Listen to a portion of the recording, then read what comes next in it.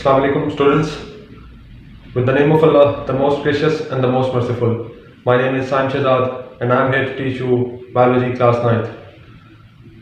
Students, हम लोगों ने चैप्टर नंबर 4 बहुत अच्छे तरीके से कंप्लीट किया है। हमने बहुत डिटेल से इसमें जो टॉपिक्स थे वो डिस्कस किए हैं और बहुत डीपली उनके कंसेप्ट्स को हमने क्लियर करने की कोशिश की है।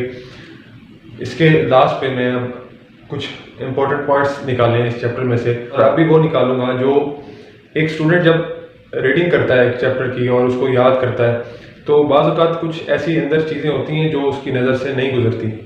तो और वही ज़्यादातर जो हमारे पास पेपर्स बोर्ड के चल रहे हैं उनमें इस्तेमाल होती हैं, उनमें वो क्वेश्चन आते हैं, लेकिन स्टूडेंट की नज़र से नहीं गुजरी होती ऐसी चीज़ें। तो मैं आपके सामने वो क्वेश्चंस रखूँगा, वो इम्पोर्टेंट क्वेश्चंस रखूँगा जो पेपर पॉइंट ऑफ व्यू से बहुत अहम है।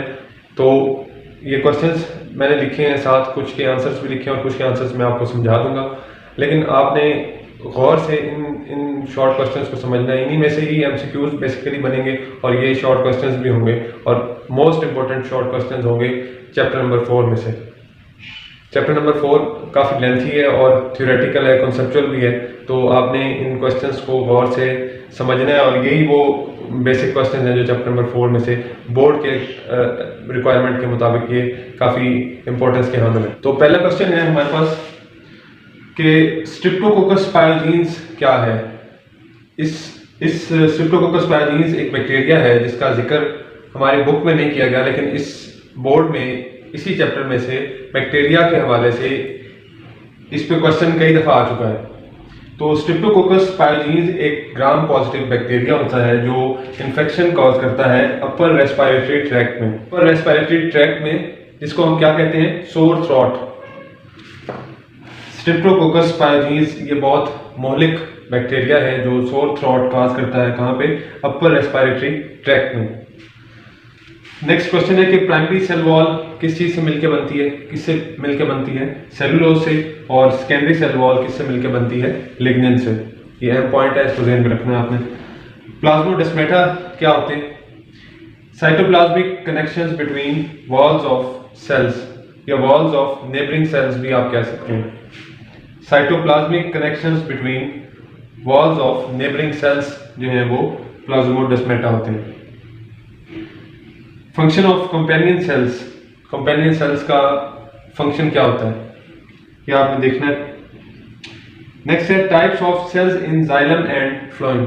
जाइलम और फ्लोएम में किस टाइप के सेल्स पाए जाते हैं, उनके नाम क्या है। जाइलम के सेल्स भी आपको पता होने चाहिए और फ्लोएम के सेल्स भी आपको पता होने चाहिए।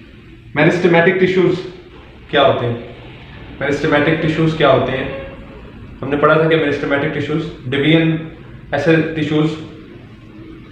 टिश्यूज जो डिवीजन करवाते हैं सेल्स, ऐसे सेल्स जो डिवाइड होकर ग्रोथ में काम आते हैं,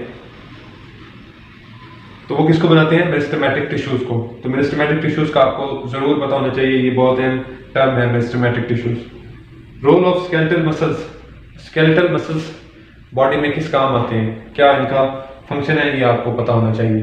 ये सारी चीज़ें हमने डिटेल से पढ़ी हैं मेरे प्रीवियस लेक्चर्स में, आपने देख लेना अगर आपको किसी चीज़ की समझ ना आए तो।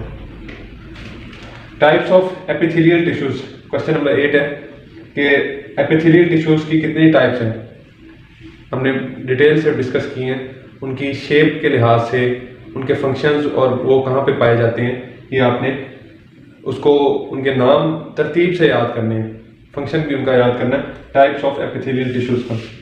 नंबर 9 है टर्गर प्रेशर क्या होता है। टर्गर प्रेशर पे भी हमने काफ़ी डिटेल में बात की है, आपने इसका कंसेप्ट ध्यान में रखना है, ये बहुत अहम क्वेश्चन है इस चैप्टर में। 10th क्वेश्चन है why cell membrane is called semi permeable membrane. Cell membrane को सेमी परमिएबल मेम्ब्रेन क्यों कहा जाता है, ये क्वेश्चन भी बहुत अहम है,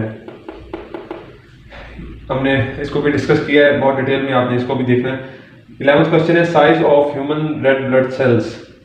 आरबीसी, ह्यूमन आरबीसी का साइज कितना होता है, हमें पता है कि 8 माइक्रोमीटर इसका साइज होता है, तो आपको ये बात पता होनी चाहिए कि size of human red blood cell कितना, ये बहुत अहम क्वेश्चन है। कुछ 2-3 क्वेश्चन और हैं वो मैं नेक्स्ट आपके सामने शो करता हूँ। तो ये क्वेश्चन सबसे अहम क्वेश्चन है चैप्टर नंबर 4 के, जो कुछ रहते हैं वो मैं आपके सामने लिखता हूँ।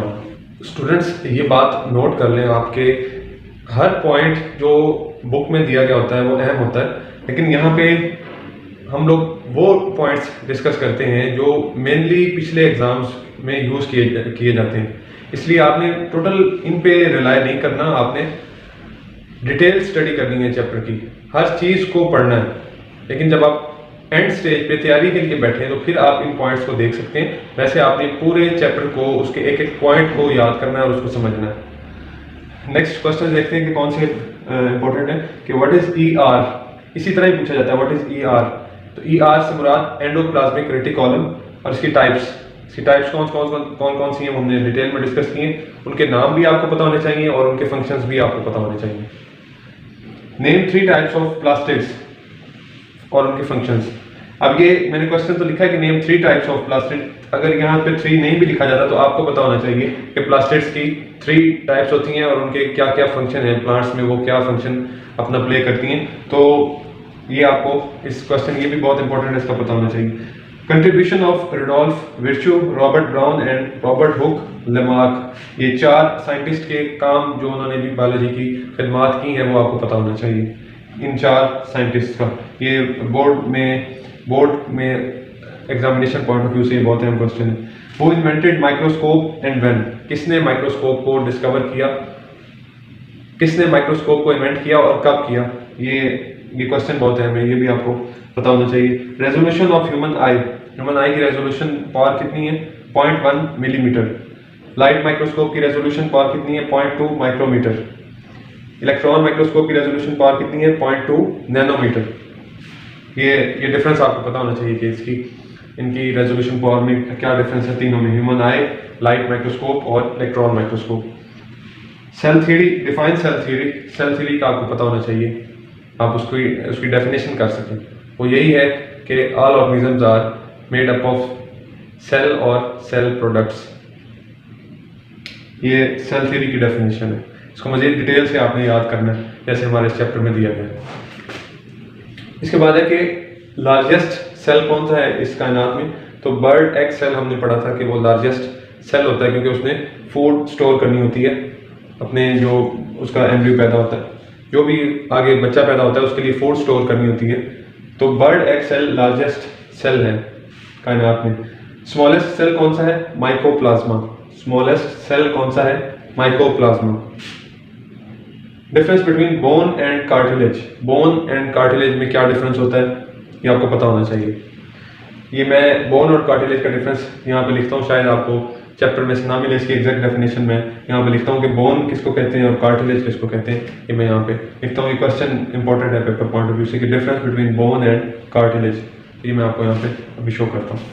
स्टूडेंट्स, बोन एंड कार्टिलेज में डिफरेंस क्या है, तो पहले हम बायोलॉजिकल टर्म्स पढ़ते हैं कि बोन और कार्टिलेज में क्या डिफरेंस है बताया गया। A matrix contains collagen fibres embedded in calcium salts, ये बोन की वर्ड टू वर्ड डेफिनेशन है कि a matrix contains collagen fibres embedded in calcium salts. और कार्टिलेज की ये डेफिनेशन है कि a matrix contains bundles of collagen fibres embedded in a rubbery matrix। Rubber का लफ्ज यूज किया गया इन ए रबरी मैट्रिक्स। तो ये बेसिक डिफरेंस है बोन और कार्टिलेज के दरमियान। कोलेजन फाइबर्स क्या होते हैं, ये actually they are part of connective tissues होते हैं और कनेक्टिव टिश्यूज ही बॉडी के अंदर मुख्तलिफ चीज़ों को बनाने में काम आते हैं, जैसा कि स्किन, मसल्स, बोन्स। तो इन सारी चीज़ों को बनाने में कोलेजन फाइबर्स यूज होते हैं और ये बनते किससे हैं, ये अमाइनो एसिड से बनते हैं और ए फॉर्म ऑफ प्रोटीन होते हैं कोलेजन फाइबर्स।